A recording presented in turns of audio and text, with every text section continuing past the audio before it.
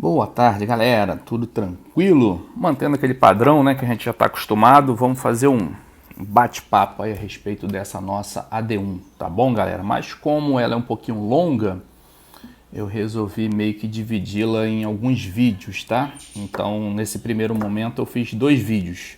Esse aqui é o primeiro e depois eu vou fazer o segundo, hoje ainda, tá? Mas não vou abarcar a AD1 toda não, até porque eu só fiz até o primeiro experimento, tá bom? Então lembrem-se daquilo que a gente sempre comenta, tá? Isso aqui é só uma orientação, é só uma base, é só uma semente para reflexão, não quer dizer que esteja necessariamente certo, tá? É só para a gente ter um encaminhamento aí, para a gente orientar nossas respostas. E se vocês não concordarem com alguma coisa, só jogar no grupo e a gente faz aquele bate-bola, né?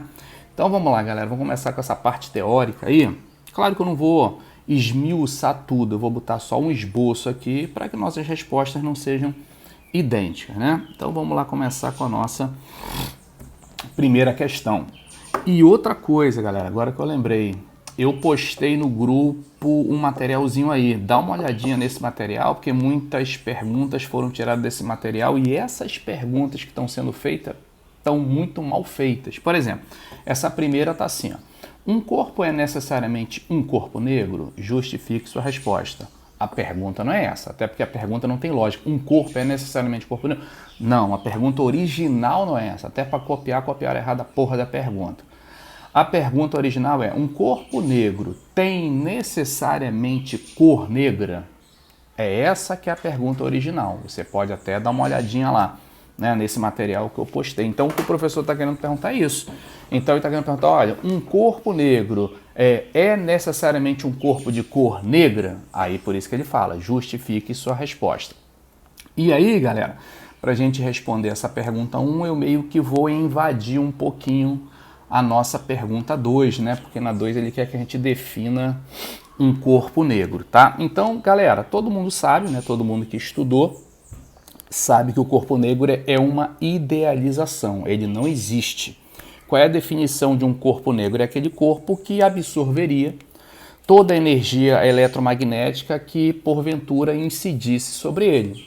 Todos nós sabemos que isso não existe. No dia a dia, o que mais se aproxima disso, na natureza, né, no nosso cotidiano, é o que a física chama de negro de fumo, também conhecido como fuligem, quer seja aquela fuligem que sai da chaminé das grandes indústrias ou aquela que sai da descarga dos automóveis, né, e caminhões. Então, aquilo dali, aquela substância é o que mais se aproxima de um corpo que tenha uma absorvidade de 100%, que é, então, pela física chamado de corpo negro. Em laboratório, vamos lá, em laboratório, para a gente não trabalhar com essa coisa suja que é a fuligem, né, a gente criou um dispositivo que se aproxima bastante do comportamento de um corpo negro.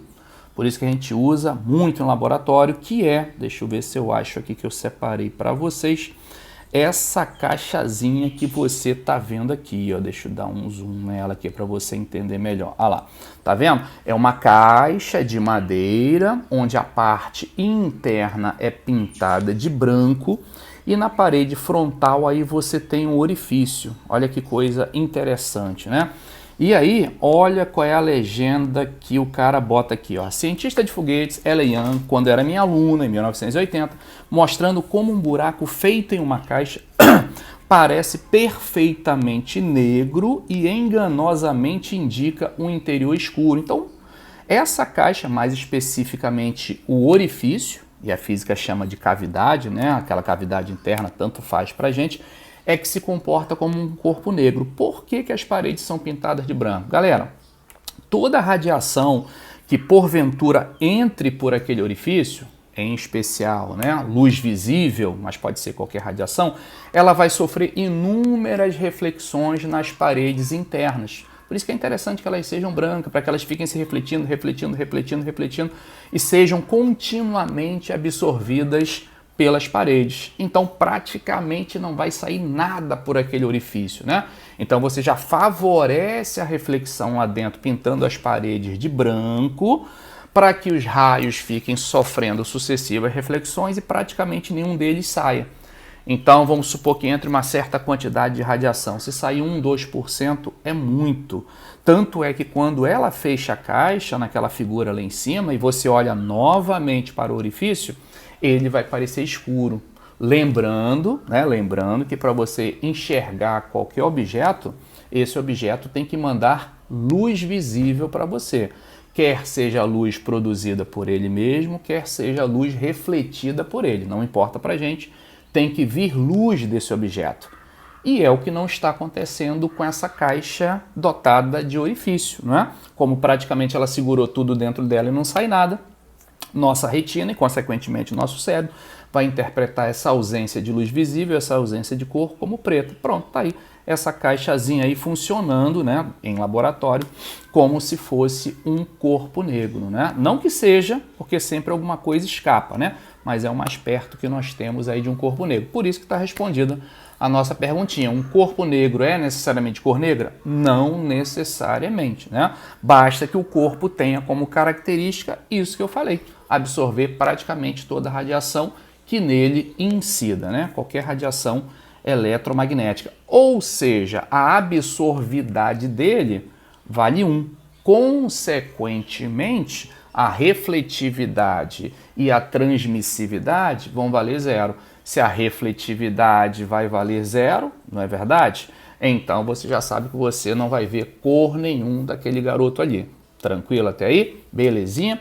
Show! Então tá respondida aí nossa primeira questão, né? Que ele pergunta, olha, um corpo negro não é necessariamente cor negra? Aí você bota aí, não, e justifica de acordo com o que eu falei, né? Não precisa, esse corpo, essa caixa que eu acabei de te mostrar, não tem necessariamente cor negra, tá bom? Belezinha. Galera, só vou responder algumas, tá? Nesse primeiro vídeo, depois eu respondo outras, que ainda tem muita coisa para fazer hoje. Belezinha, galera. Agora a gente vai para a nossa segunda questão. Ele fala o seguinte, ó. Defina um corpo negro, um corpo cinza e um corpo real, incluindo a relação de radiância espectral, essa que a gente vai pegar na apostila, né? De cada um dos corpos, adicione gráficos de cada um dos corpos. Aí também tem na apostila, né? Galera, então nós já sabemos, né? Pelo que eu falei, nós já sabemos aqui a nossa definição de corpo negro. É aquele cara que tem uma emissividade, consequentemente absorvidade, igual a 1. Além disso, a refletividade dele e a transmissividade dele valem 0. Essa é a definição de corpo negro, né? E essa igualdade aqui, galera, ela é conhecida como lei de Kirchhoff, né? E ela é válida para todo e qualquer corpo, não necessariamente um corpo negro, né? A partir do qual a gente vai tirar as conclusões a respeito dos corpos reais.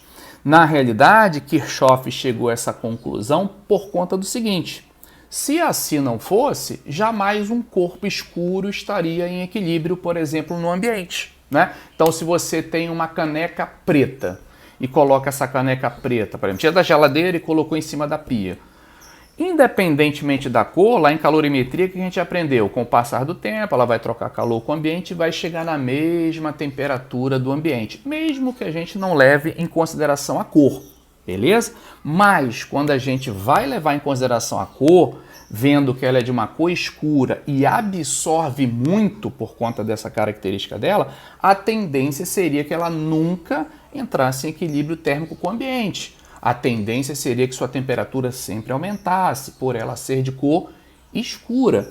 Então, qual foi a conclusão de Kirchhoff para que ele entre em equilíbrio? Porque isso é o que a gente verifica experimentalmente. Só se ele também tem uma emissividade muito grande. Ele absorve muito, mas ele também emite muito, de modo que a taxa de absorção é igual à taxa de emissão. Então, aquele corpo pode entrar em equilíbrio termodinâmico, né?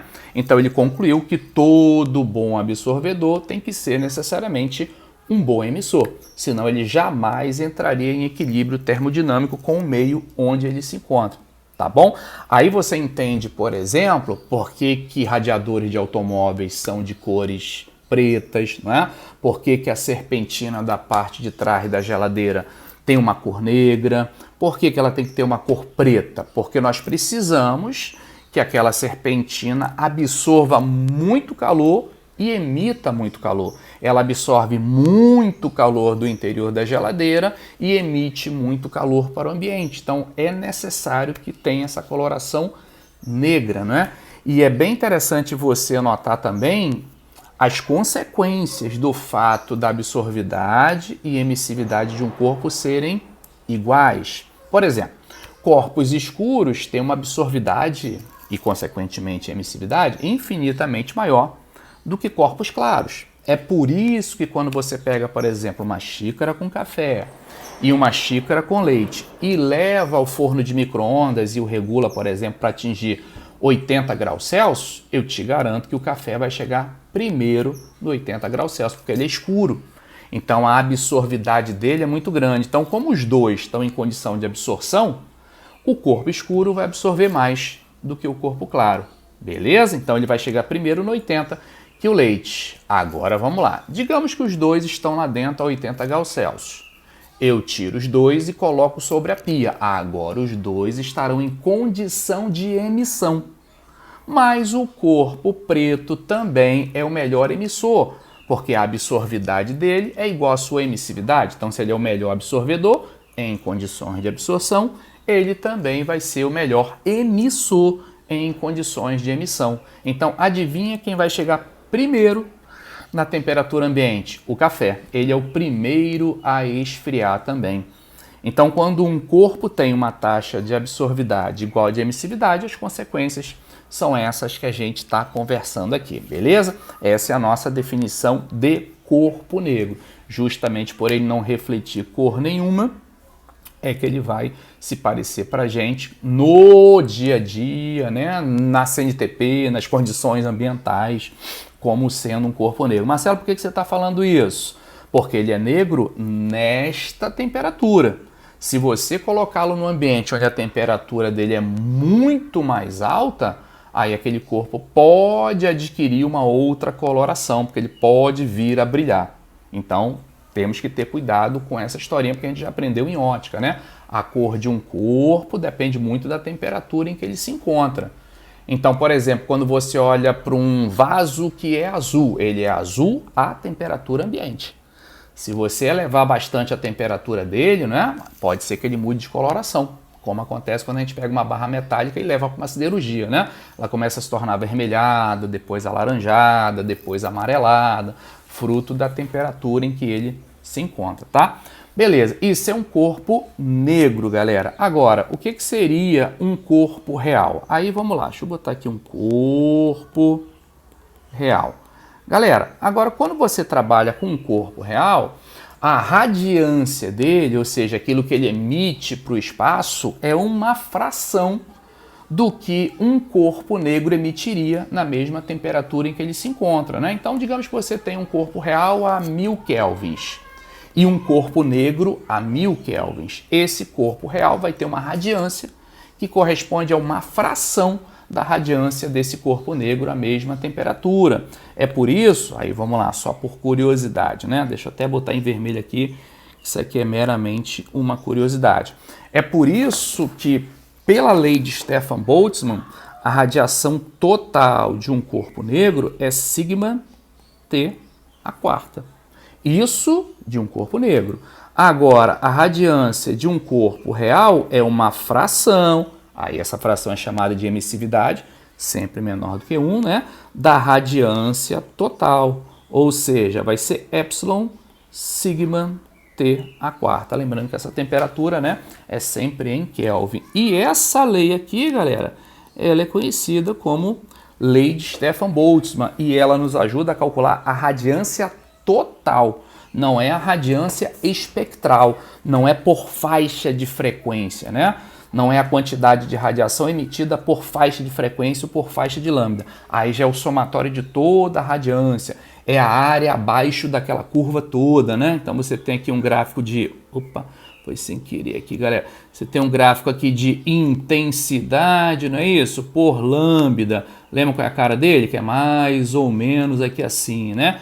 A área total aqui abaixo desse gráfico é aquela contemplada pela lei de Stefan Boltzmann, que é essa aqui, ó. Então, a lei de Stefan Boltzmann nos dá a radiância total, ou seja, a intensidade total, que é a área abaixo daquele gráfico, né? Então, toda faixa de frequência ou faixa de lambda emite uma certa radiância. Lembrando que essa radiância é potência dividido por área, né? Então tem a ver com energia distribuída numa determinada área, coisa que a gente vai falar depois.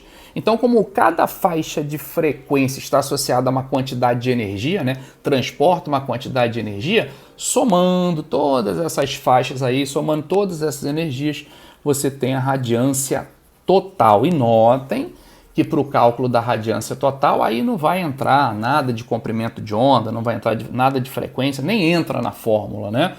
Porque, na realidade, todos os corpos que são tidos como negros emitem da mesma maneira. Sua radiância depende unicamente e exclusivamente da temperatura. Belezinha, galera? Então, todo mundo entendeu aí o que é um corpo real, né? Num corpo real, você tem A, R e T diferente de zero, né? Então, num corpo real, você vai ter uma absorvidade, você vai ter uma refletividade e você vai ter uma transmissividade. Lembrando que A mais R mais T tem que dar 1, né? Isso quer dizer que quando uma radiação incide sobre um determinado corpo, parte dessa radiação é absorvida, parte é refletida, parte é transmitida. Não necessariamente. Às vezes, dependendo do corpo, né, alguém aí é zero. Então, pode acontecer. Por exemplo, uma lâmina de vidro, né? Numa lâmina de vidro, como é que a gente vai falar na próxima questão, a transmissividade, que é esse garoto aqui, ó, praticamente chega a 1, deixando A e R com valor de 0. Então, o importante é a gente saber como é que se distribui essa radiação quando chega no corpo. Tá aí o nosso corpo real, galera. E aí ele pergunta também pra gente sobre um corpo cinzento, né? Sobre um corpo, vou botar aqui, um corpo cinzento. E aí a definição está lá na apostila bonitinho, né, galera? Então, o corpo cinzento é aquele cuja emissividade é independente do comprimento de onda. Como assim, Marcelo? Galera, normalmente a emissividade de um corpo, volta aqui para cima, ó.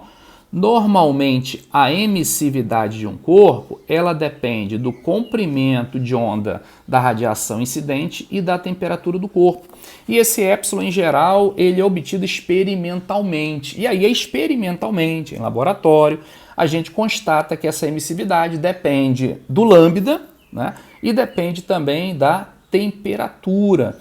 Então, a emissividade de um corpo, por exemplo, 0,8, né?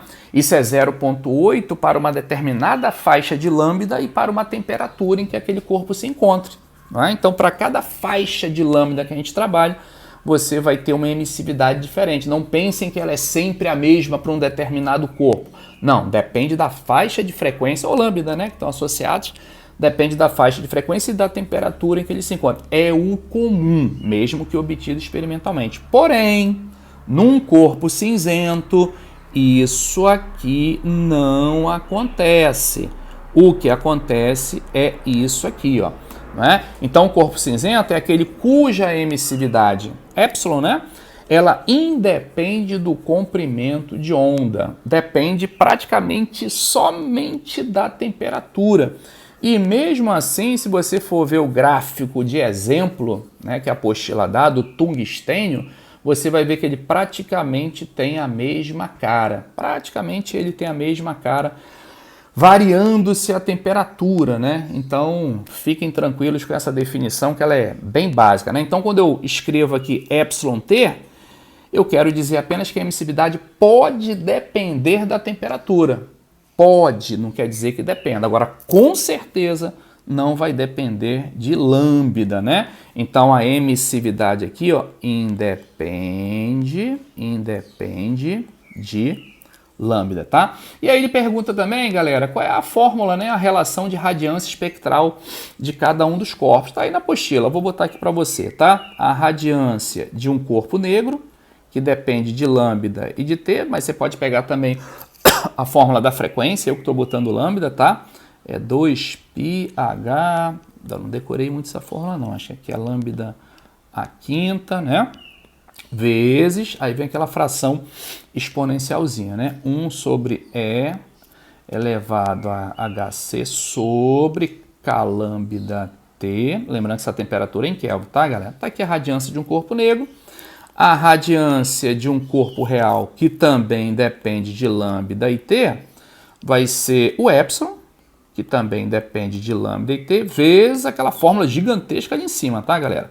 Radiância de um corpo negro. E aí, a radiância do corpo cinzento, aí é a mesma coisa, tá, galera? Dependente de lambda e t, vai ser epsilon, mas agora o epsilon só depende da temperatura, vezes a radiância do corpo negro. Tá aí as expressões matemáticas aí que ele tá pedindo da gente. Tá beleza, galera? Show de bola? Então, top. Vamos lá para nossa questãozinha. Deixa eu ver se aqui é a 2, né? Beleza. Vamos lá para nossa questãozinha, galera, de número 3, que fala o seguinte, ó. Uma placa de metal, essa é uma outra perguntinha também que está um pouco incompleta, mas eu vou completar para vocês, ó. Uma placa de metal brilha com uma cor avermelhada a 1000 kelvins. Entretanto, um vidro de quartzo à mesma temperatura, né? Claro que a gente concluiu isso sozinho, né, intuitivamente. Então, um vidro de quartzo à mesma temperatura de 1000 kelvins não brilha. Explique esse fato, sabendo-se que, ao contrário do metal, o quartzo é transparente à luz visível. Então vamos lá, galera. Nós comentamos ainda há pouco que para a gente ver qualquer objeto, né? Uma outra pessoa, uma porta, um sofá, tem que vir luz visível desse objeto. Como assim luz visível? Vamos lembrar. O espectro de ondas eletromagnéticas que nos cerca vai aí de 10 elevado a 0 até 10 elevado a 35. Né? Só uma pequena faixa dessa é que a gente consegue enxergar. E essa faixa que a gente consegue enxergar nós chamamos de luz visível, que vai aí de 4 vezes 10 a 14 até 8 vezes 10 a 14. 4 vezes 10 a 14 correspondendo ao vermelho e o 8 vezes 10 a 14 Hz correspondendo aí ao nosso violeta, né? Essa faixazinha bem estreitinha aí é que nós chamamos de luz visível. Só para você ter uma ideia, todo o espectro de ondas eletromagnéticas que a gente conhece, imagina como se fosse uma faixa de papel indo de Manaus a Porto Alegre. Tudo isso é o que nós conhecemos. Agora, dessa faixa, o que a gente enxerga? Um tamanho correspondente ao da tua casa. Somente isso. Então, de tudo que existe, de tudo que nos cerca e nos permeia, que está passando para lá e para cá, como onda de TV, onda de rádio, micro-onda, raio-x, de tudo isso daí, a gente só vê uma pequena fraçãozinha, né? Então, para você ver alguma coisa, essa coisa tem que mandar luz, quer seja produzida por ela, emitida por ela, ou quer seja refletida por ela. E aí, lembrando do que eu falei na questão anterior, quando uma radiação chega num determinado corpo, você tem que A mais R mais T tem que dar 1, né? Parte da radiação vai ser absorvida, parte refletida, parte transmitida. E o somatório dessas taxas tem que dar 1. Lembrando que pela lei de Kirchhoff, a absorvidade tem que ser sempre igual à emissividade. E isso aí, galera, é uma coisa interessante que às vezes os alunos confundem, né? Eles confundem refletividade com emissividade, porque tudo parte do corpo. Então vamos tentar diferenciar. Quando um corpo emite, ele vai emitir uma radiação que é dele. Previamente ele absorveu. Então alguém só pode emitir se ele previamente absorveu. A reflexão não. A reflexão é uma radiação que não é dele. Bateu e voltou. Nunca chegou a ser dele. Agora, se eu estou emitindo, já está implícito que previamente eu absorvi. Então, se eu tenho uma taxa de absorvidade 0, a minha emissividade é 0. Se eu tenho uma absorvidade igual a 1, que a gente vai falar daqui a pouquinho num probleminha envolvendo o planeta, a emissividade igual a 1. Não é? Então, olha o que ele pergunta nessa questão e já dando a dica. O quartzo é transparente à luz visível. Então, galera, para o quartzo, a transmissividade dele vale 1. Como todos esses coeficientes aí têm que ser positivos, é claro que a refletividade vai ser 0 e a absorvidade, consequentemente emissividade, vai ser 0. Então significa que o vidro não emite nenhuma luz visível. Claro que ele emite alguma coisa, né, galera? Porque essa regra também não é tão rígida. Até porque se ele não emitisse nada, você não veria, né? Se ele não refletisse nada, você não veria. Então tem alguma taxa de reflexão, tem alguma taxa de emissão, mas tendendo ao 0, né? Então, galera, é por isso que ele não tem nenhuma cor, por isso que ele não brilha com uma cor, por exemplo, avermelhada, ou alaranjada, ou amarelada. Porque se ele brilhasse com alguma dessas cores, nós teríamos que ver essa cor. E para nós vermos essa cor, ele teria que emitir essa cor ou refletir essa cor. E a taxa de emissividade dele e de refletividade são iguais a zero. Não é essa possibilidade. Claro, vou frisar, não são exatamente iguais a zero, senão você não veria, senão aquela lâmina de vidro seria invisível, né? Na realidade, é bem curioso quando você estuda o vidro que ele é um elemento, né, na química e na física bem interessante. Por exemplo, para a química ele é um sólido amorfo. Para a física ele já é um líquido de altíssima viscosidade. Ué, Marcelo, como assim? O vidro é líquido? Sim, o vidro é líquido, só que a gente não se dá conta disso. É um líquido, né, um fluido de alta viscosidade, ou seja, tem muito atrito interno entre suas moléculas, é difícil de uma escorregar sobre a outra, mas você consegue ver, por exemplo, quando você entra numa casa muito antiga e você tem uma janela de vidro muito antiga, se você for acompanhar o vidro até a base, você vê que a base ela vai se alongando um pouquinho, é mais ou menos assim, ó, você tem vidro, vidro, vidro, aí ele abre um pouquinho lá embaixo, ó, vidro, vidro, vidro, ele abre um pouquinho, parece que ele escorreu ao longo dos anos por ação da gravidade, né? Mas como ele é muito viscoso, quase que sólido, né? Então a gente chama de líquido de alta viscosidade. A química já chama de sólido amorfo, justamente porque ele não tem forma definida. E outra coisa, galera, o vidro, quer seja de quartzo ou não, ele é transparente à luz visível. Não quer dizer que ele seja transparente a qualquer radiação. Tanto é quando a gente estuda em ótica, a classificação dos meios, né, transparente, translúcido e opaco, a gente está falando sobre luz, por isso que a gente enquadra dentro da ótica, luz visível, aquela, né, onda eletromagnética que se propaga dentro daquela faixa de frequência que eu falei. Outro tipo de radiação, não. Por exemplo, o vidro ele é opaco ao infravermelho. Ele não deixa passar o infravermelho, ele deixa passar a luz visível, mas ele não deixa passar a radiação infravermelha. Isso tem a ver com o que a gente vai falar futuramente, chamado ressonância, né? É por isso que existe o famoso efeito estufa, tanto a nível global quanto a nível local. Como assim? Quando você esquece um carro, né, no sol, por exemplo, deixou lá 3, 4 horas no sol. Quando você entra, está o inferno ali dentro. Por quê? Porque a radiação solar visível atravessou o vidro.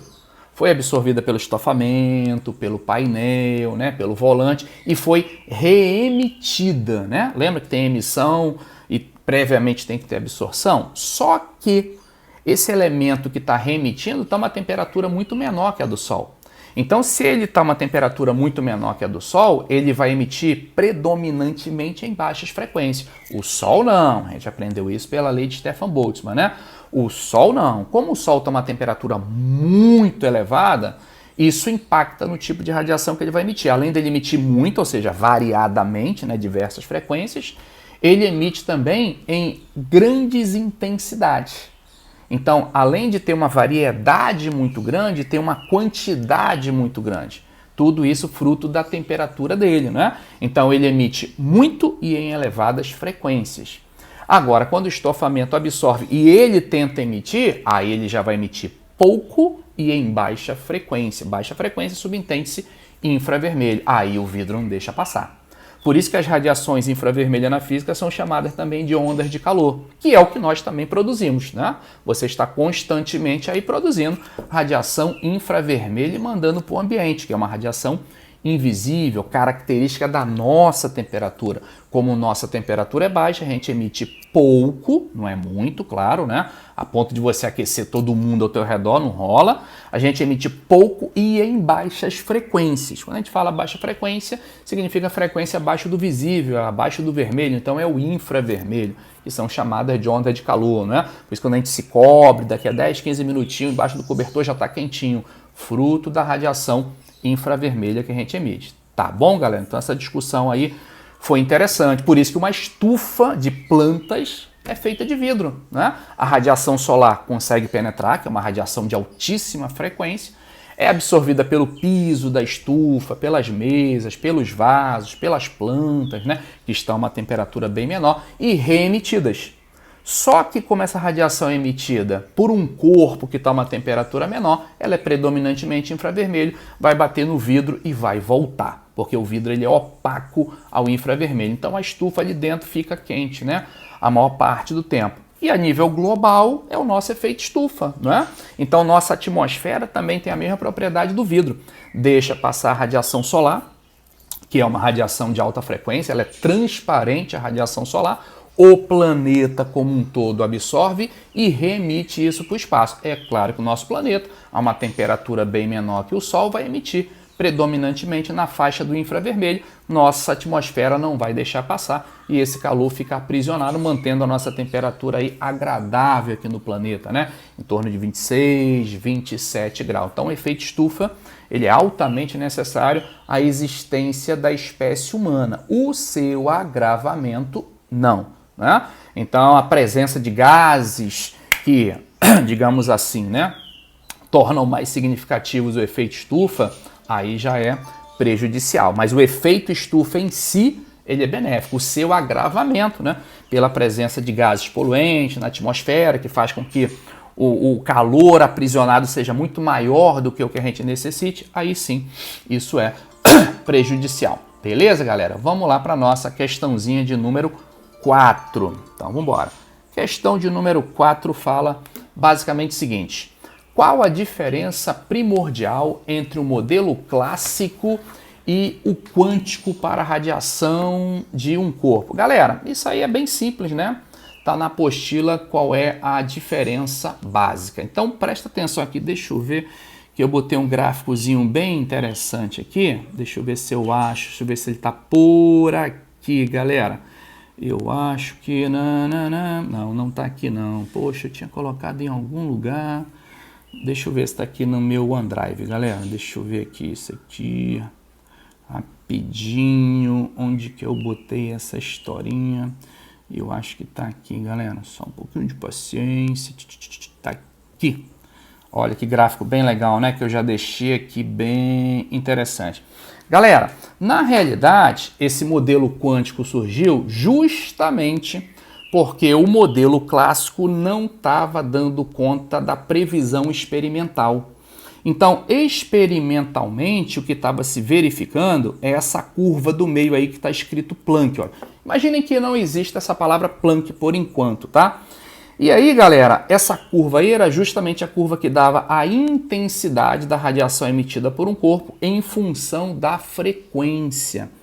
Então, o que estava acontecendo? Deixa eu voltar para cá, né? E depois eu retorno para lá. Então, o que estava acontecendo naquela época? Galera, naquela época, o que existia era o seguinte, ó, para a gente fazer uma revisão bem bonitinha aqui. Intensidade em função da frequência. Pode ser em função de lambda também, tá, galera? Pode ser em função de lambda ou em função da frequência. A previsão experimental, ou seja, aquilo que a galera estava obtendo em laboratório, era mais ou menos algo assim. Só que o que existia na época, por conta da física clássica, era justamente a lei de Rayleigh-Jeans, né? Aquela lei que está lá na nossa apostilinha, que trabalha com grandes lambdas, né? Que é mais ou menos aqui assim, ó, que elas eram coincidentes. E você tinha também uma outra lei, que era a lei de Wien. Deixa eu botar aqui em preto, que era mais ou menos aqui assim, ó. Né? Mas basicamente, aquela que deu problema foi essa verdinha aqui. Deixa eu botar aqui, galera. Isso aqui é de Rayleigh-Jeans, né? E esse probleminha que houve aí era conhecido como catástrofe do ultravioleta. Por que catástrofe do ultravioleta, galera? Por causa do seguinte, ó. Se você pegar esse trecho aqui, claro que eu ampliei, né? Para você entender melhor. Se você pegar esse trecho aqui dos grandes lambdas, ó, ou pequenas frequências, não tinha problema nenhum. As curvas praticamente eram coincidentes. O problema é quando você vinha para cá, para a região dos pequenos lambdas ou grandes frequências, frequências que se aproximavam do violeta e do ultravioleta. Essas previsões não batiam. A fórmula de Rayleigh-Jeans, ela funcionava bem para grandes lambdas ou pequenas frequências, né? Para grandes frequências, aí já não batia. Esse probleminha aí que atormentou a galera no início do século passado era conhecido como catástrofe do ultravioleta. E aí, galera, o nosso Wien, né, que está lá na nossa apostilinha também, ele se dedicou a esse problema para tentar, né, resolver aí essa catástrofe e também chegou a uma expressão matemática. Só que essa expressão matemática, ela tinha uma figura, deixa eu botar mais ou menos aqui em preto, que era mais ou menos, vou botar em verde também, galera, que era mais ou menos assim, ó. Olha lá, era mais ou menos assim. Então essa daqui, ó, é para Wien, ou seja, dava conta de uma parte do experimental, que é o lado esquerdo, né? Mas não dava conta do lado direito. Do Rayleigh-Jeans dava conta do lado direito, mas também não dava conta do lado esquerdo. E aí, como é que Planck resolveu essa historinha aí? Aí vem o modelo quântico, né? Ele imaginou o seguinte, que a distribuição de energia não deveria se dar de maneira contínua. A distribuição de energia deveria se dar de maneira discreta. Como assim, galera? Como é que ele resolveu isso? Ele imaginou que na superfície dos corpos você tinha osciladores harmônicos, ou seja, cargas elétricas oscilantes, resumindo é isso, que vibravam com uma determinada energia. E essa energia, deixa eu botar em negrito aqui, galera.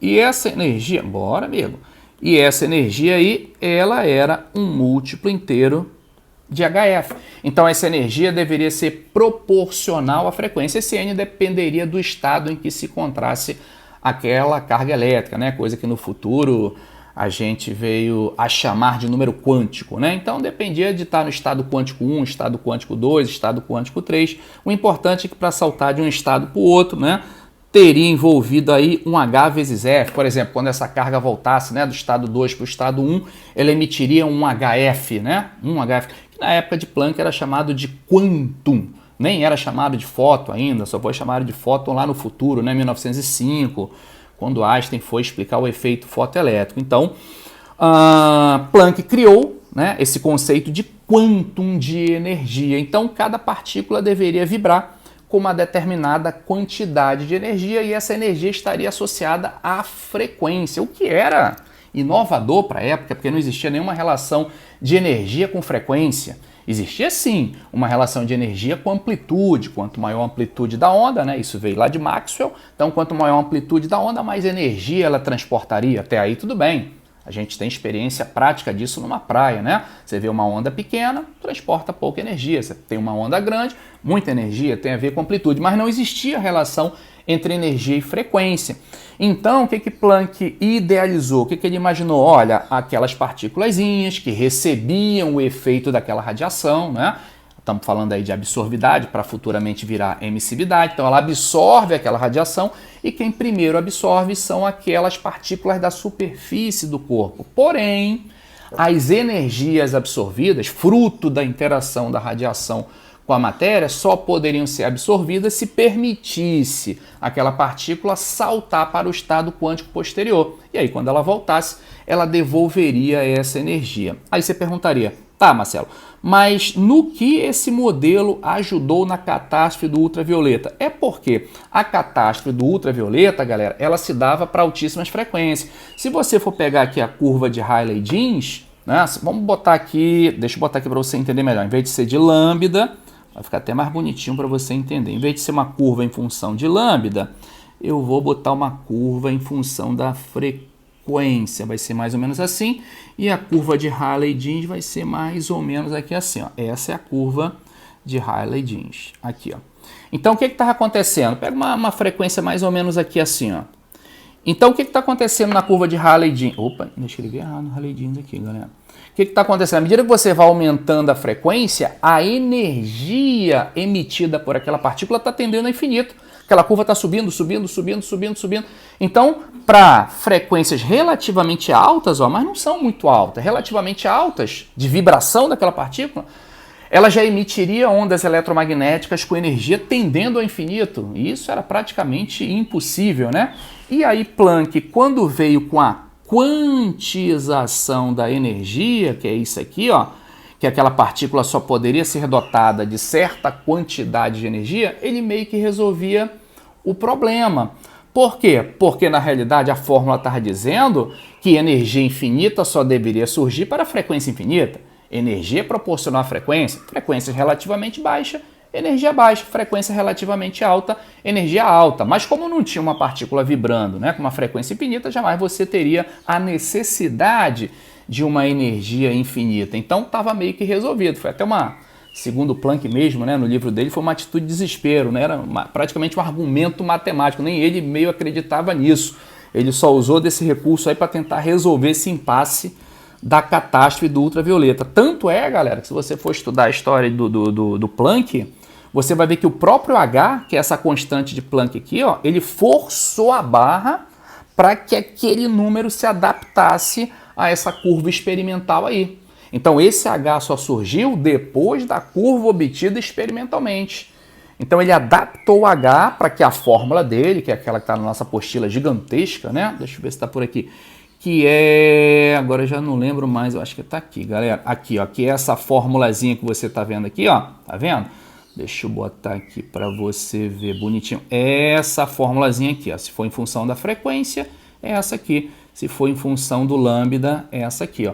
Notem que aparece aí, ó, um H. Esse H, o valor dele que nós conhecemos hoje, ele forçou a barra para bater com esse gráfico aqui vermelho experimental.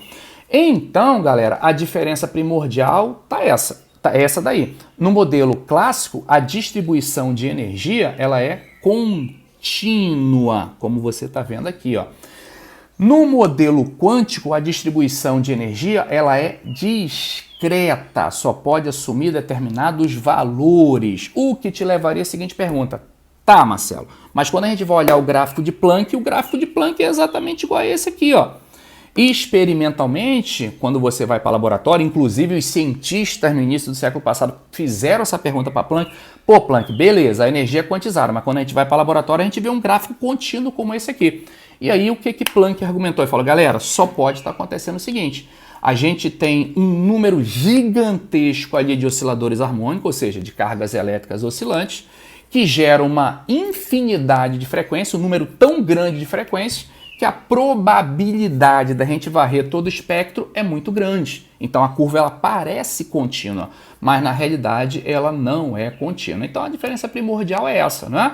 Modelo clássico, a energia é distribuída continuamente ao longo da faixa completa de lambda, e no modelo quântico ela é distribuída discretamente, né? Onde cada partícula só pode absorver e, consequentemente, emitir uma quantidade de energia múltipla de uma fundamental que é HF.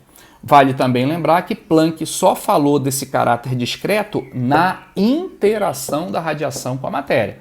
Enquanto a radiação está se propagando, aí ele aceitava muito bem as ideias de Maxwell, né? A distribuição da energia era contínua no espaço. Ela se tornaria apenas discreta quando da interação com a matéria. Beleza, galera? Então tá aí a nossa questãozinha de número 4. Show!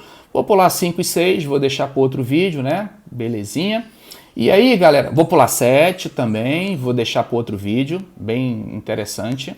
E aí, vamos lá para a nossa questãozinha de número 8, tá? Esse vídeo aí já tá um tempinho, né, galera? Vamos lá para a nossa questãozinha de número 8, que fala o seguinte, já tá feito, tá, galera? A 5, a 6, a 7 eu já fiz, só vou deixar para outro vídeo para não ficar muito longo esse vídeo aqui.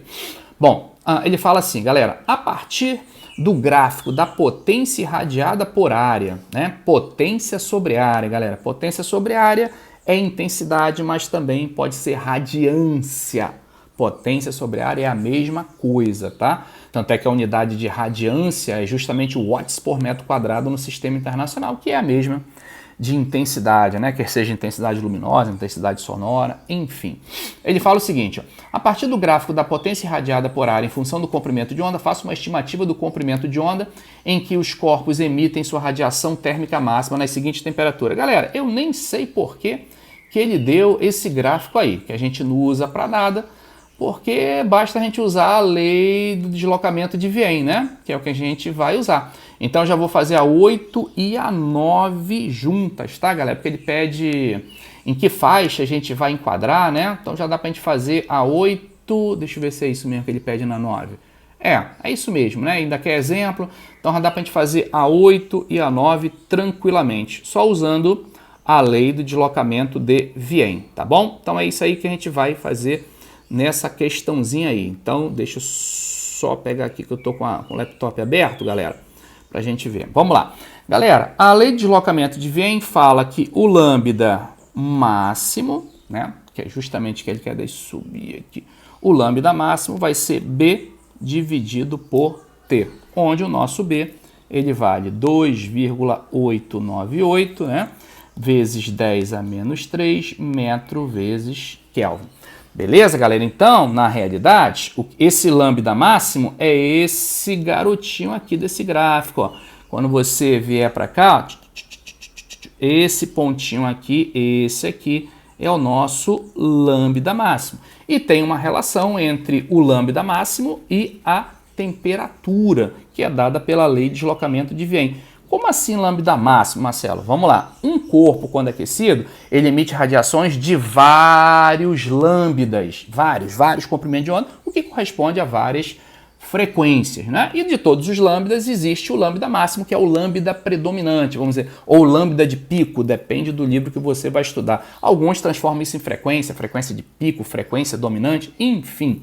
Esse lambda máximo, dentro daquele espectro de emissão, é dado por B sobre T, né? Função exclusiva da temperatura, caso você encare aquele cara como um corpo negro, e é o que a gente vai fazer, e aí vai substituindo essas sucessivas temperaturas aí, né? Então, por exemplo, o lambda para uma temperatura de 50.000 kelvins, galera, vai ser 2,898 vezes 10 a menos 3, né? Dividido por 5 vezes 10 a quarta, que é 50.000. Galera, isso aqui vai dar aproximadamente, depois faça a conta, 58 nanômetros. E aí, você olhando lá na questãozinha 9, aquele gráfico ali que ele deu, né, para você enquadrar, o 58 é menos que 100, né? Então, 58 é menos que 100, esse lambda aqui corresponde a raio-x. Então, você já sabe o exemplo, uma máquina de raio-x. Justamente está aí, porque ele vai pedir exemplos também, né? Vamos para o nosso outro lambda, a temperatura aí agora é, deixa eu ver aqui, 5.000 kelvins, né? Então, o lambda para 5.000 kelvins, fazendo essa continha, galera, que eu imagino que você vai fazer, vai dar aproximadamente aí 580 nanômetros. Olha lá, 580 nanômetros, você já sabe aí que está em que faixa? Luz visível, né? Isso aqui é luz visível, tá lá. E aí você pode citar qualquer exemplo, né? Que emita uma luz ser visível, a chama de uma vela, uma lâmpada, o sol, né? Então, essa temperatura aqui, mais ou menos, né? Essa temperatura aqui de baixo. Essa aqui, ó, de 5.000, é mais ou menos a temperatura média do sol. Então, um exemplo aí de corpo que emita luz visível, só você dar um exemplo desses vários que eu citei aí, tá? Beleza, galera. Agora o nosso lambda para outra temperatura, 310 kelvins, né? Jogando lá na fórmula, você vai encontrar 96.600 nanômetros. Galera, isso corresponde ao nosso infravermelho, né? Então você tem que dar um exemplo de corpo que emita aí infravermelho. Qualquer corpo que te cerca, inclusive nós, né? Você pode dar exemplo, o corpo humano está emitindo predominantemente na faixa de infravermelho, né? Ou então um desses dispositivos aí que fazem aquecimento muscular, né? Aquele aquecimento que os atletas usam no joelho, é basicamente com uma maquinazinha aí de infravermelho, né? Você tem binóculos que trabalham na faixa de infravermelho, recebem essa radiação que nós emitimos de infravermelho, que é calor, captam essa radiação e colorem, né? Então dá uma coloração. Beleza? E aí, por último, você tem o nosso lambda. Deixa eu botar aqui rapidinho, botar em negrito como estou colocando. Nosso lambda correspondendo a 2,7 kelvins, né? Isso aqui vai dar, pela minha continha, galera, 1.073.333 nanômetros. Galera, isso aqui fica na faixa do micro-ondas. E aí, o nome já diz tudo, né? Ele é bem sugestivo, né? Você já sabe que o nosso aparelho de micro-ondas, ele emite nessa faixa. Mas não foi à toa que o professor botou essa temperaturazinha nessa questão aqui. Galera, vocês sabem que temperatura é essa aqui? Essa é a temperatura média do nosso universo. Estima-se, né, que o universo, quando surgiu, há 13,6 bilhões de anos atrás, com aquela explosão que a gente conhece como Big Bang, a temperatura ali era altíssima, da ordem de 10 elevado a 30 kelvins. E aí, por conta da expansão muito rápida do universo, que se acentuou, né, de 5 bilhões de anos para cá, então está mais acelerado do que antes. Então, essa expansão muito rápida, que é praticamente uma expansão adiabática, fez com que a temperatura do universo caísse para próximo aí de 3 kelvins, que é o nosso 2,7. Então, a temperatura média do nosso universo é justamente essa daí. E aí, você perguntaria assim, Marcelo, como é que se sabe a temperatura média do universo se lá fora é vácuo? Eu não posso nem usar um termômetro, né? O termômetro eu tenho que usar dentro de algum meio, né? Um meio líquido, um meio gasoso, um meio só que as partículas têm que colidir contra as paredes do termômetro, que vão colidir contra, né, as partículas do mercúrio, a coluna de mercúrio tem que subir, atingir uma certa altura, papapá. Como que eu meço a temperatura no vácuo? Aí é que entra a importância da gente saber a radiação do corpo negro que a gente está estudando. Os cientistas, desde a década de 70, eles estão captando uma radiação muito fraca, muito tênue, né, que está sendo emitida em todo o universo, inclusive nossas antenas de televisão captam, né, principalmente aquelas televisões antigas, quando você tentava sintonizar, ficava aquele chuvisco, aquele chiado. Essa é a radiação que permeia todo o nosso universo. Ela é conhecida na cosmologia como radiação cósmica de fundo. Segundo os cientistas, essa radiação ela foi emitida no Big Bang. Ela foi, olha que coisa interessante, né? Ela foi criada, ela foi emitida no ato da criação. E aí por isso ela se espalhou, né? Ela permeia todo o nosso universo. Olha que coisa interessante. E aí, quando os físicos começaram a detectar essa radiação, que na realidade é um espectro, né? É uma faixa de frequência, uma faixa de lambda. Quando eles começaram a mapear isso daí e jogaram num gráfico, pasmem, esse gráfico tem uma curva parecida com essa curva aqui, olha lá, parecida com essa curva aqui, que é a curva de um corpo negro, né? Só que um corpo negro a 2,7 kelvins aproximadamente. Então, um corpo negro, ou aproximadamente negro em laboratório, né, que esteja a 2,7 kelvins, ele emite um espectro de radiação que tem mais ou menos o formato dessa curva vermelha que você está vendo aí. E é justamente esse formato que bate com o formato da radiação cósmica de fundo quando ela é plotada no gráfico I por F ou I por lambda. Então a galera concluiu que a temperatura média do nosso universo é de 3 kelvins aproximadamente, ou seja, próximo do zero absoluto, né, galera? Então a gente está bem perto do zero absoluto. Nós não sentimos isso por causa da nossa estrela, então a gente está muito próximo do Sol, que faz com que a nossa temperatura média seja agradável. Mas pelos rincões do universo aí, que a gente não conhece, ainda mais que o universo é mais vazio do que preenchido, então com certeza a temperatura é bem mais baixa e vem caindo assustadoramente por conta dessa expansão. Beleza, galera? Mais ou menos isso que eu queria falar.